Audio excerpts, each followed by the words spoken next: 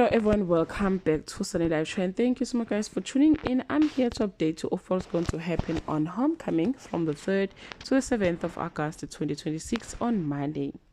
Desperation pushes Nomalanga into choices she once swore she'll never make, and the fallout comes fast. Shwabi and Shobane tighten their alliance, stealing a partnership built on power and profit. Shobane steps fully into his villain era on this day. Shobane realizes that his new role has come back to bite him. Nomalanga fights to cave out her independence while Vusi grapples with temptation on Wednesday. Shobane's operation with Shwabi begins to unravel.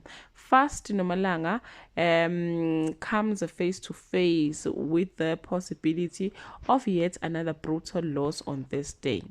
Zethu is determined to investigate the organ harvesting, despite the warning from everyone to leave it to the police. Vusi is rushed to Bergville Hospital on the verge of death on Friday. Zethu finds out who's behind the organ harvesting, but she has bitten off way more than she can chew. Vusi is given a wake-up call when she or he realizes the consequences of his drug problem, as Shobane is woven even deeper into Shwabi's web. Well guys, that's all I have for today. You can leave your comment below and share your opinion. Bye.